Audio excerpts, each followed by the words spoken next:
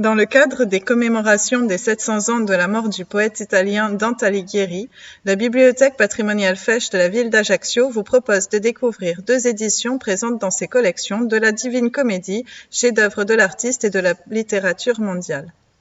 Une de ces éditions demeure la plus ancienne présente dans nos collections. Elle date de 1564 et l'on peut ajouter que c'est une édition vénitienne. On peut remercier le cardinal Fesch, oncle maternel de Napoléon Ier, pour ce don précieux. En effet, en 1837, ce dernier nous fera le legs de sa bibliothèque personnelle, soit 8130 ouvrages. La seconde édition date de 1817, elle se présente en 4 tomes de grande taille. Cette fois-ci, c'est une édition florentine agrémentée de gravures illustrant l'enfer, le purgatoire, le paradis dans le plus pur style néoclassique. Voici les descriptions physiques de ces 2 éditions.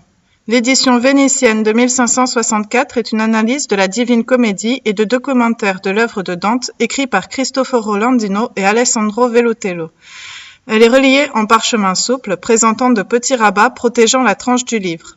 Le parchemin est fait de peau de mouton, la reliure est dite souple quand elle n'est pas rigidifiée par des plats en carton. Le dos est plat, il n'épouse pas la forme des nerfs. Le titre et le patronyme de l'auteur y ont été écrits à la main.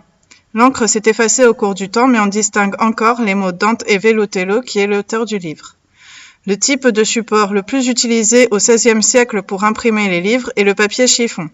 Notre exemplaire est donc imprimé sur du papier chiffon. Ce papier est fabriqué à partir de fibres de chiffon qui ont macéré pendant des semaines. Ces macérations permettent de récolter la cellulose nécessaire à la création du papier.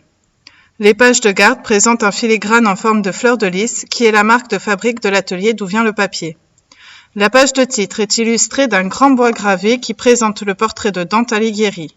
On y distingue le tampon sur lequel on y lit « Bibliothèque d'Ajaccio ». Ce tampon a été apposé sur la plupart des livres légués par le cardinal Fesch. Nous distinguons aussi 2 mentions manuscrites qui ont été effacées. Le texte est imprimé sur 2 colonnes qui encadrent les passages de la Divine Comédie. Il est illustré de 96 gravures sur bois, dont 3 pleines pages. Les gravures sur bois sont reconnaissables grâce aux interruptions des traits.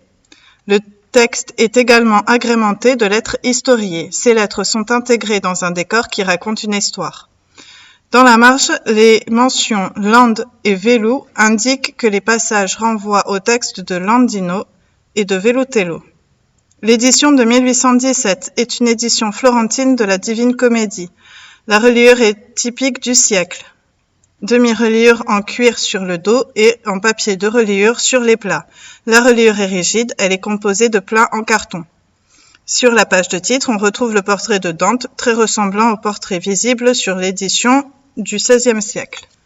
Une dédicace au début de l'œuvre rend hommage au sculpteur Antonio Canova, connu principalement pour sa représentation de Pauline, sœur de Napoléon Ier, en Vénus dénudée. Le papier utilisé pour cette édition est aussi du papier chiffon, encore utilisé à cette époque.